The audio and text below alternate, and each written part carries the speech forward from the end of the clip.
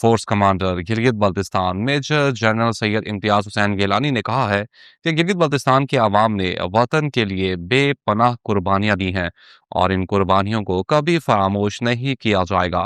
انہوں نے کہا کہ پاک فوج چاہتی ہے کہ خطے کے عوام کی فلاح و بہبود کے لیے کام کا سلسلہ جاری رکھا جائے اور نوجوان نسل کے ساتھ مضبوط روابط قائم کیے جائیں۔ اسکردو میں عمائدین شہر، معززین اور سول سوسائٹی کے ارکان سے خطاب کرتے ہوئے میجر جنرل سید امتیاز حسین گیلانی نے کہا کہ نوجوان نسل اور پاک فوج کے درمیان کسی قسم کی دوری نہیں، بلکہ سب کو مل کر بلتستان میں امن کو دوبارہ بحال کرنا ہوگا۔ انہوں نے کہا کہ رہبر معظم حضرت آیت اللہ سید علی خامنہ کی شہادت کے بعد علاقے میں بعض پرتشدد واقعات پیش آئے جن پر ہر شخص کو افسوس ہے، اور ان واقعات میں قیمتی جانیں ضائع ہوئی جس پر پورا معاشرہ رنجیدہ ہے۔ انہوں نے کہا کہ معاشرے میں عدم برداشت کا عنصر بڑھتا جا رہا ہے جو کسی بھی صورت خطے کے مفاد میں نہیں ہے۔ امن کے قیام کے لیے علماء کرام، عمائدین اور معززین نے اہم کردار ادا کیا ہے اور ان کی کاوشوں کو ہمیشہ یاد رکھا جائے گا۔ انہوں نے واضح کیا کہ پرتشدد واقعات کے ذمہ دار افراد کے خلاف قانون کے مطابق کارروائی ہوگی اور اس عمل میں کسی قسم کی رکاوٹ نہیں ہونی چاہیے۔ فورس کمانڈر نے کہا کہ پاک فوج نوجوانوں کے ساتھ بہتر رابطہ کاری کا نیا سلسلہ شروع کر رہی ہے۔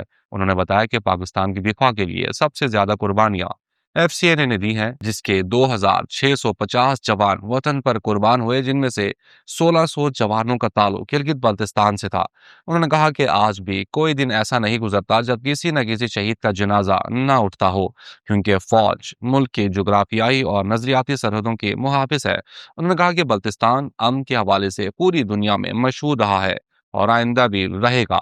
ہم سب نے مل کر اس خطے کے امن اور خوبصورتی کو دوبارہ بحال کرنا ہے۔ انہوں نے کہا کہ آئندہ بھی عمائدین اور معززین کے ساتھ باقاعدگی سے نشستیں کی جائیں گی اور ان کی تجاویز کو اہمیت دی جائے گی۔ نئی نسل کو درست راستہ دکھانا اور انہیں منفی سرگرمیوں اور تشدد سے دور رکھنا ہم سب کی مشترکہ ذمہ داری ہے، کیونکہ نوجوان قوم کا قیمتی اثاثہ ہے۔ میجر جنرل سید امتیاز حسین گیلانی نے کہا کہ امن کی بحالی کے لیے چند روز سخت اقدامات کرنا پڑے، تاہم اب ان میں بتدریج کمی لائی جائے گی۔ تعلیمی ادارے بھی کھول دیے جائیں گے، جبکہ کاروباری برادری کے ساتھ الگ اجلاس منعقد کیا جائے گا۔ انہوں نے کہا کہ کرفیو کے دوران تاجروں کو ہونے والے نقصانات کا بھی جائزہ لیا جائے گا۔ انہوں نے مزید کہا کہ وزیر اعلیٰ سے ملاقات کر کے فائرنگ سے جاں بحق ہونے والے بچوں کے لواحقین کی مدد کے لیے بھی اقدامات کرنے کی کوشش کی جائے گی۔ انہوں نے کہا کہ ہمیں افسوس ہے کہ پرتشدد واقعات میں سب کا نقصان ہوا، لیکن ہم ایک دوسرے سے الگ نہیں ہیں۔ کوشش ہونی چاہیے کہ آئندہ ایسے واقعات اور نقصانات سے بچا جا سکے۔ فورس کمانڈر نے کہا کہ ملک دشمن طاقتیں علاقے کو کمزور کرنا چاہتی ہے، اس لیے ہمیں ہوشیار رہتے ہوئے ان کے عزائم کو ناکام بنانا ہوگا۔